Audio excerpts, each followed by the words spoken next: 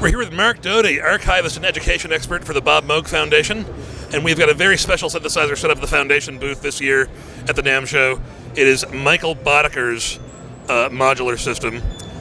Michael Bodeker has a list of credits a mile long, of course, including the soundtrack to Buckaroo Banzai, a lot of work with Toto, a lot of work on Michael Jackson's Thriller album, and a million other things. But I'm going to hand it over to Mark, pass him the mic to tell us about this incredible Moog modular.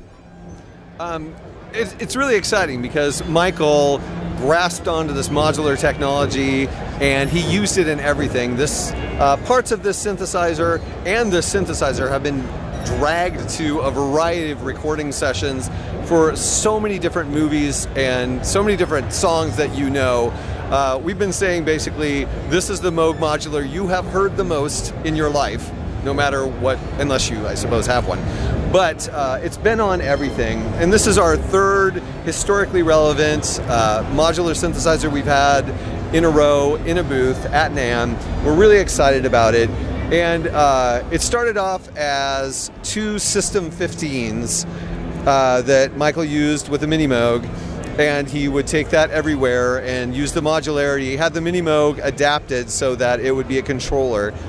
And then in 1976 he bought this larger system and put aspects of this two System 15s into it, so it became this extremely large system. And there's some cool things about it, like for example the Boda frequency shifter, which is a module that wasn't a part of a system that you would actually purchase, and it's based on the technology created by Harold Boda.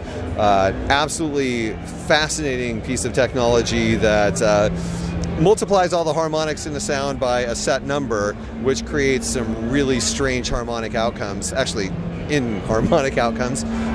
Also, this Formula Sound multiple resonance filter array, although not marked, is a Bob Moog product. And this is a string filter most of all, because in the late 70s it was really important to be able to simulate strings, and they found that by amplifying certain frequencies you could generate the resonances present in strings and make your synthesized string sounds more authentic sounding. And over here we have the Boda vocoder, which is the Boda version. Actually, the Moog vocoder is the Moog version of this Boda vocoder.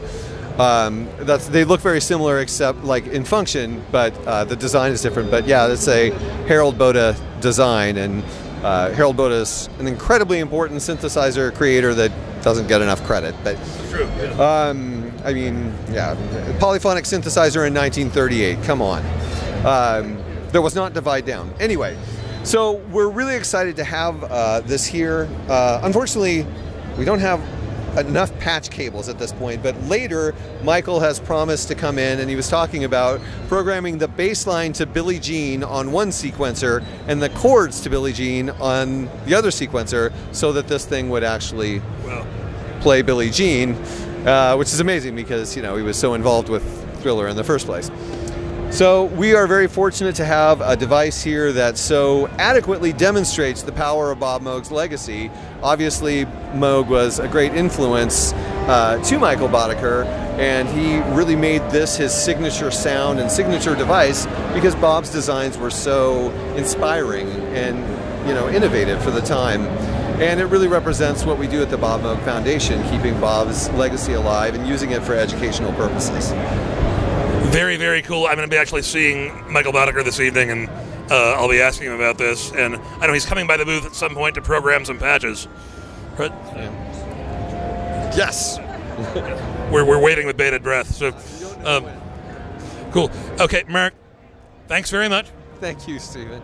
And, Bob Moog Foundation, a wonderful non-profit run by Bob's daughter, Michelle Moog Kusa.